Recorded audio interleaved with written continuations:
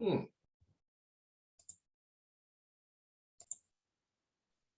Okay. Welcome to part two of the Uncommon Sense Show. I'm your host, Kanad DJ, and we're here with Alicia and Ebony.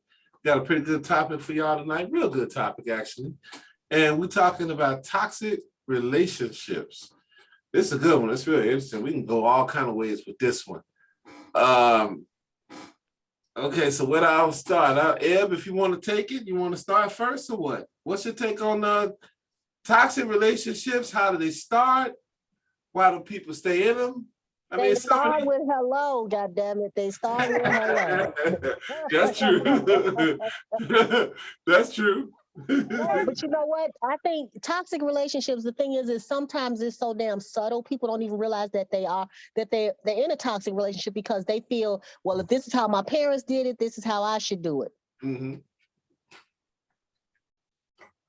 Yeah, that's learned behavior. You know what I mean? Or a form of learned behavior. What you say? I'm sorry. I say it's a form of learned behavior. It is a form of learned behavior, and it's oppressive. A lot of people don't even realize that what they're doing, they're oppressing the other person. They're controlling and manipulating them. And because they don't realize, they think that they're doing the right thing. Or sometimes they might even know that they're doing the wrong thing, but it's about me getting my way, my will being imposed on somebody. Yeah, that's manipulating. That was mentioned in that video too. And yeah, I can see that. But there's really no buts to it. Alicia, what you think about it? What you think about toxic relationships? How do they start and why do they keep going? And look. I got a PhD in it, so you know. Oh, okay. Right. I think me and Ab spent like a better part of 2 hours today talking about toxic relationships and just I think it's just a combination of things. Like it's subtle. So I mean it's just like an abuser. Like it's abuse. That's abusive behavior. Let me say that first. But it's like somebody physically abusing you. Like it doesn't start with somebody meeting you saying hi and punch you in your throat. That's just not how it goes. Right. Into me grabbing your arm or me, something so subtle that it may wax aggressive, but you play it off because it's a big deal, but it's not it's not a big deal for him to grab my arm, or it's not a big deal for him to tell me to shut up, or it's not a big deal for him to yell at me, or it's not a big deal for him to do so, or her do something like it's so small initially, and then it progresses over time. So it's almost like grooming you to get you used to or accustomed. So you become accustomed to these things, and then it builds up to being punched or somebody being manipulative or being angry or some of the things that the young lady was talking about. Like they're very subtle, and if you get them, if you get them separately, it doesn't seem like a big deal. Somebody's being angry. It's somebody being angry. Or if you get somebody that's that doesn't like a shirt that you have on or doesn't want you around your family, those little small things by themselves don't seem like such a big deal, and until you put them all together, then it becomes a whole thing. But by that time, you're probably invested emotionally in them. Yeah, that's what happened to me. I mean, yeah. I put it like this: my first like serious relationship was a toxic relationship. So from the time I was 18 until the time I was 35, I endured it. And by the time I realized that, wait a minute, this shit just ain't right. I had children, living together, and it's hard to escape because that also breaks your mind. It breaks you, and then it makes you question your judgment. It makes you question your intelligence, and or is it my fault? Mm-hmm. Well, I think a lot of things. I think a lot of us endure a lot of things under the umbrella of love, or longevity, or just being in a relationship. There has to be something. At least this is my perspective. Nobody gets in a relationship without getting something from that relationship or from that person. So there has to be something there that they're getting that's satisfying them enough to endure. At least that's what I think. Like I don't chalk everything up to. Sometimes it's familiar. It's familiarity. It's like, maybe this shit is wrong, but I mean, better the devil I know. Better the devil I know than the devil I don't. Yeah. Oh, fair enough. Wow. and sometimes I think like Evan and I were talking today, and I was we were talking about toxic just relationships in general, but toxic ones. And one thing as a woman, you know, from a woman's point of view, like we and Evan and I are both Virgos, so you know we're always trying to fix something, like forever trying to fix something. So you find somebody that you care about, and you're trying to fix them or trying to get them to do better. And most women do that.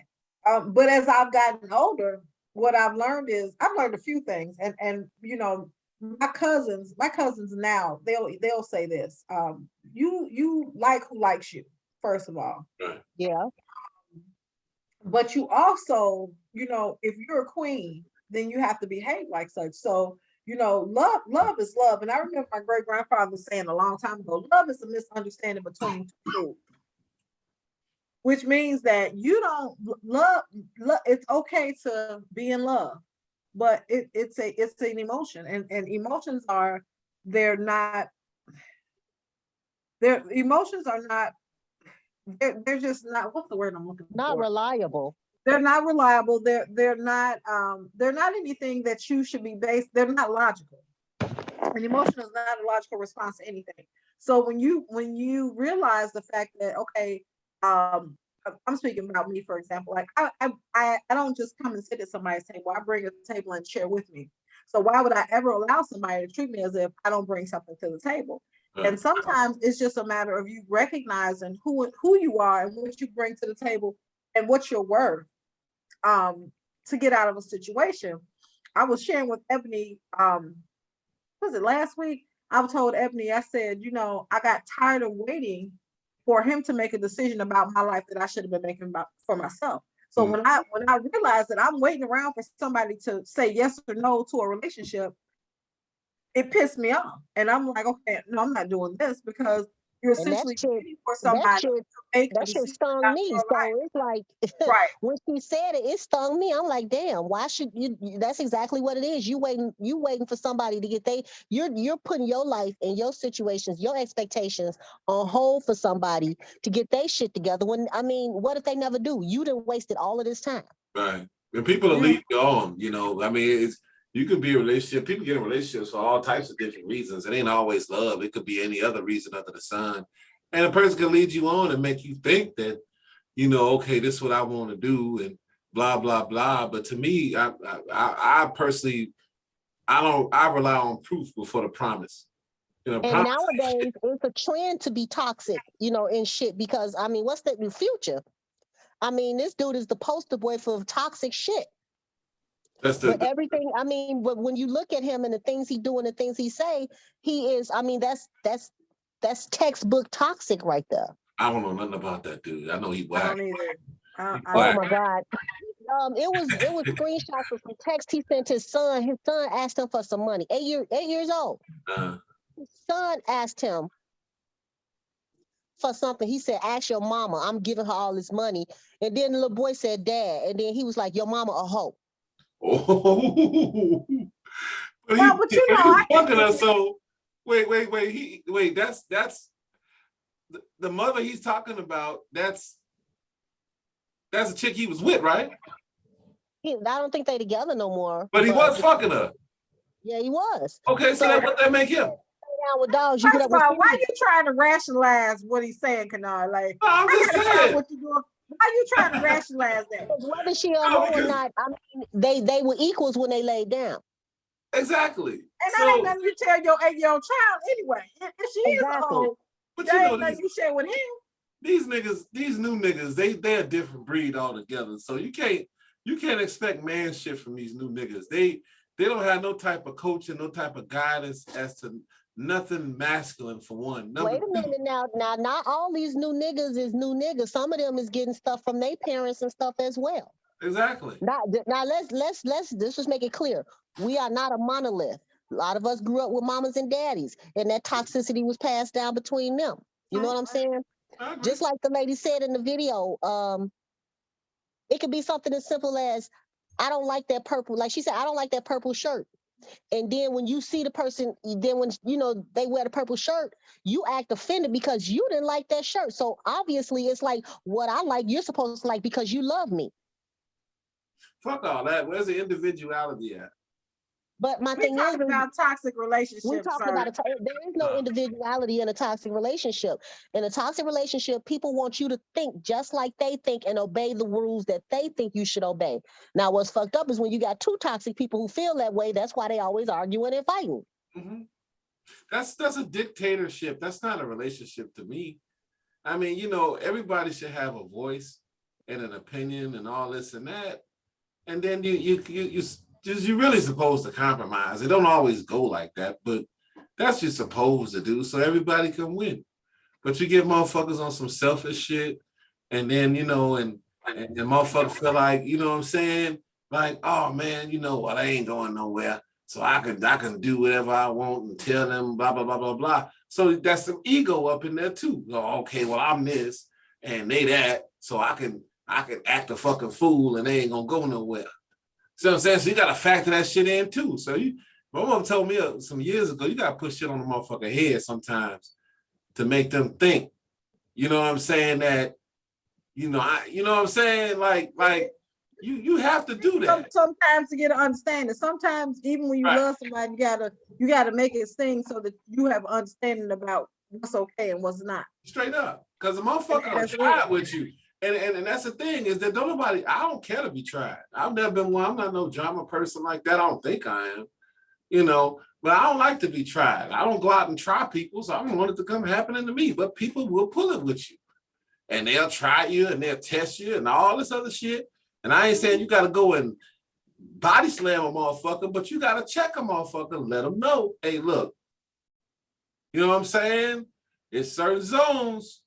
Don't fuck with this zone over here. Don't fuck with that over there. And we going to be all right. When you start stepping in these zones, you got to check them.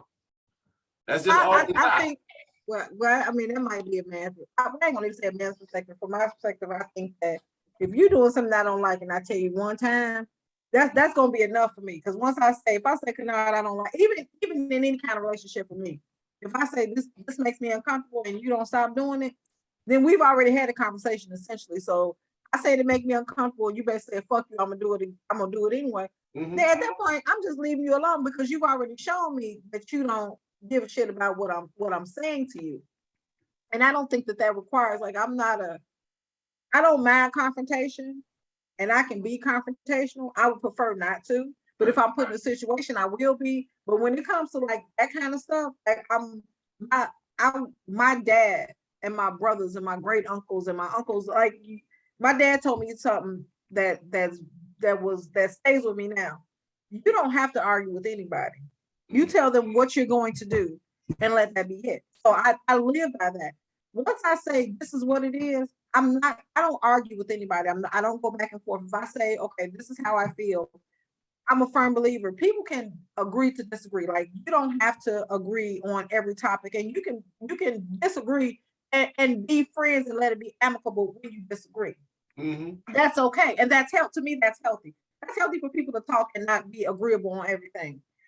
But I'm not going to go back and forth with you. If we don't agree on something, it's okay to disagree, and we can disagree in the best possible manner, and that's okay. Mm-hmm. But when you get to arguing and want to go back and forth, like hollering makes me nervous. Hollering and cussing, that makes me very anxious. That makes me very nervous, and I'll be ready to fight because, I mean, it's like real talk. Like I'm not going to lie. As a young child, that has always made me nervous. Like I don't like for folks to be hollering and walking up on me and arguing and fuck, because I'm gonna hit you first. I'm assuming that you want to, you know, that's an act of aggression to me. And I got a short reach, so I'm gonna get you before you get me. I don't do all that arguing and hollering and cussing. We can disagree to disagree and move on to something, but that arguing, especially me arguing with a man hollering at me, that makes me very, very, very, very nervous. Well, and at that point, I don't want to talk to you no more. It's a thin line between toxic and abusive relationships. Because after a while, a toxic relationship is abuse because it's mental abuse. I thought they were one and the same. That's what I was gonna say. No, they're not. They're not. I would think What's the I mean, so. difference? they are, but then it's still different things because a lot of people, when they think of abusive relationships, they think of physical. No, it could be verbal. I mean, they're It gonna can be throw the verbal out financial. there. It can be a lot of things. Like I You don't. I It's know, think like this, a toxic abuse can be a relationship lot. can be abusive, but an abusive relationship is toxic. But I right? think a That's still toxic one and the same. relationship is abusive. I mean, from what she described as a toxic relationship, all of that is abusive. Yeah. Like Yeah, it's mental. It's mentally abusive. Like that's mental abuse. So it's right, emotional abuse. right. And I That's mean, it to the, like I'll put it like this: I was the relationship that I was in. It had me second guessing myself. It tore me down to the point where I second guessed myself so much that I was scared to make any type of decisions. hmm. Because everything you do is criticized, taken apart, dissected, magnified, minimized. It's terrible. It really is. I see that. In That's any relationship that once you is like when you get around that person and you just start feeling tired or edgy or just discombobulated and stuff, that's toxicity. And people don't understand that. And no, they don't have to lay a hand on you. right. I was so fucked up. If this motherfucker told me snow fell up, I would go look at the ground first. You hear me? Hmm.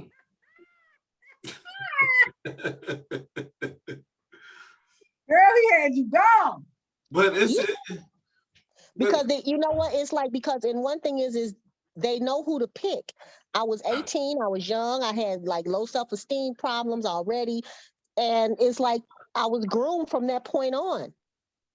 I was groomed. Well, it's unfortunate, but you have people out there, that look to take advantage, and they'll get in a relationship solely for that reason.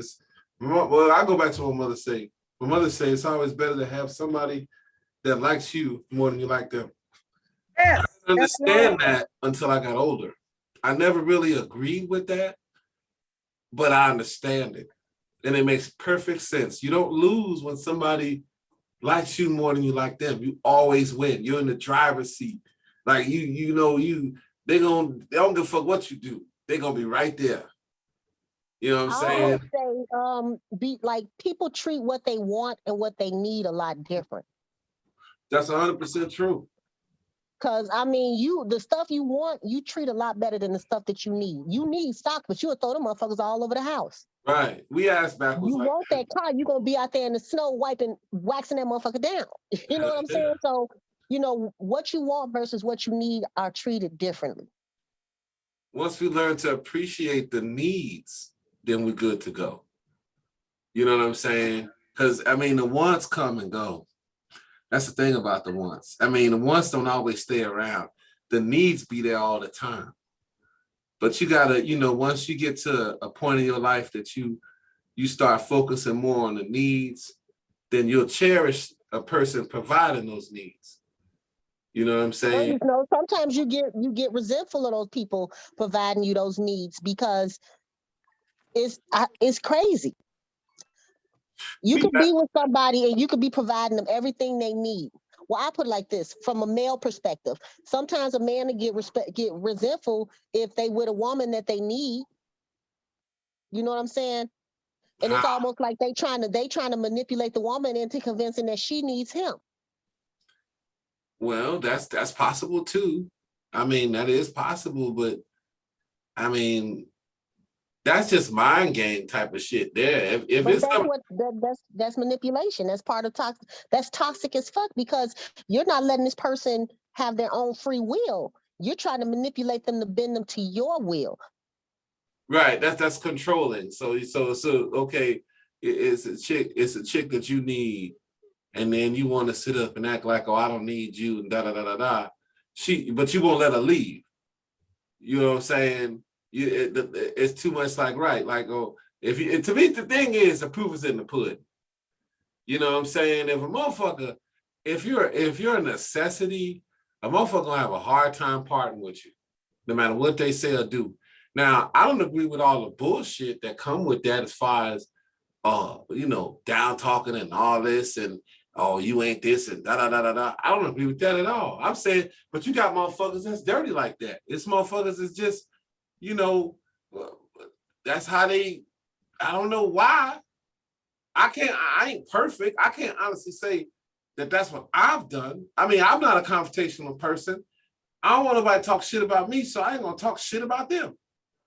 And that's always been my way. But there are people, men and women alike, that will do that. I've actually dated somebody who did me like that. You know, that shit happened. It was fucked up. I mean, it was like, but I stayed in. I stayed in for as long as I could. And I said, we're going, man, fuck this shit. And I bailed out. But it happens. At some point, you know, you get that little voice in your head that say, man, this shit ain't it. Like you just said. And then you got to make a move. You got to make an exit plan and get the fuck up out of there. You know what I'm saying? Before it's too late. So it's easier said than done, though. Because it once somebody got your mind and they break you, it's like you're gonna choose the path of least resistance. Good luck finding it though, because it's a motherfucker. A motherfucker feel like they got you. They not trying to, because everybody don't, like I say, everybody don't respond the same way that you come across. It could be a motherfucker look at you like, you know what I'm saying? Like you, oh, I'm Denzel. Next motherfucker look at me like I'm motherfucking Flavor Flav. Right. You know what I'm saying? So you said the same shit. Right. You don't know. But you know that they with you. You just really don't know exactly why. But it'll show itself in time. Now, you're going to be whoever it is. They're going to respond to it. It could be some motherfucker that don't mind that you go out every night. Let's say you go out every night. And then the next motherfucker say, well, I don't want you to go out, but every weekend. It just depends. It just, you know, and it's really your perception on it to see if that's toxic or if that's just people just being people. I mean, the toxic thing to me, with any grown person trying to tell me when and where I can go. That's an issue for me. I think I get it. And I'm gonna tell you, let me tell you why. Only because I live by the motto, I don't do anything to me that you don't want done to yourself. That's but as far as this, come in the house, you come in the house at 12 and you go out here, like we all grown. So we should all be living by the fact that I'm gonna respect who I'm with, right? Because I mean, shit happens. And if I feel like I want to stay out to 3 or 4 o'clock in the morning with my girls, then damn it, I should be able to do that. But that's hell yeah. Yeah. If I want to kick it with, man, look, we're grown. And what if you're gonna do something wrong, you're gonna do it wrong at 3 o'clock in the afternoon or 3 o'clock in the morning. But if I'm out kicking it and hanging out with my girls, you know, I'm not saying it's an every night thing or every weekend thing, but if you know shit happens when you partying and things go on, not having a good time. If I want to hang out that late, then damn it, I'm gonna hang out that late. But I don't expect for that to be an every night thing. If my guy, if my old man want to hang out, he hanging out with his boys at strip club or doing whatever. He may walk in the house at 4 or 5 o'clock in the morning. I don't have no problem with that. But my thing is, don't do anything to me that you wouldn't want done to you. Exactly. That's fair. Be peaceful. And that's the rule that I live by. I don't believe in folks telling folks you got to be in the house before this and you got to do it. Then we grown. No. But like you said, go back to what you just said. Respect the house, respect each other. Yeah. That's the main thing, is just be mindful of one another and communicate. Communication will break down a lot of bullshit, a lot of doubt, a lot of misconception if motherfuckers communicate. Now, everybody got a phone, so it ain't no reason not to pick up the phone and talk to a motherfucker and tell them, fuck a text. I agree. You know what I'm saying? Talk to a motherfucker and let a motherfucker know. Like I say, it was an instant one time we got stuck out in Gary. We was coming home. We was just talking about this. We was coming home from a club years ago. And so my man from out of town, he was in the Navy. My boy didn't want me to drive his car. He didn't want me to drive. He just didn't want me to drive it, whatever. So he let Tone drive it. Tone just came home from Navy. He'd been away for like 2-3 years. So I'm assuming he got lost. I dozed off. I went to sleep in the back. I wake up, the car swerving to the right, and we on the expressway with no heat. So by the time we finally got to any type of anywhere, it was like 6, 7 in the morning when I rolled in the house. So you get the night, but guess what? I was on the phone and I was calling to say, hey, this is what happened. This is where we at, and this is what's going on. And now the other side of the coin is I don't call, I don't say shit, and I just show up at 6, 7 in the morning. Now you got a problem. You see what I'm saying? Even though I know what just happened, but you don't know. Now I can tell you anything under the sun. The truth of the matter is, this is what happened, but you don't know that. So that's just being respectful of one another. Communicate. Let a motherfucker know. If you're gonna be in a relationship, motherfuckers need to know. It ain't even about control. It's just about motherfuckers looking out for one another. Because you can't be with But see, some people in toxic relationships, the aggressor think that that's what they doing, looking out for somebody. Like I said, nobody really wants to admit that they toxic, and they feel that this is what they're doing to have the best results in their relationship. So a lot of people feel that, yeah, this is the best thing that believe me, But like I said. I won't cut you off, Ed, but I think both parties should have a say on that. It ain't no one person's way. But I think it's the way that you communicate it. I think I definitely think that like you just said, Kennard, like if I'm stuck somewhere or if I'm coming in the house at 4 o'clock, we still out, I'm coming home, but we still out kicking it or whatever. Right. That's cool. I'm just not a fan of bring your ass in the house. What I would do, I would say, well, I don't particularly care for something. I don't like something. I wouldn't say don't do it, because to me that's overimposing your will. And again, we're all adults. So there may be nights that stuff like what happened with you happened, or there may be nights where I just chill. I'm just out kicking it and having a good time, or you out having a good time. There should be some respect for the house, but there should also be an understanding between each other. Like I trust you. Right. I trust you enough that if you're going out there and I don't hear from you, if I don't hear from you, I'm worried.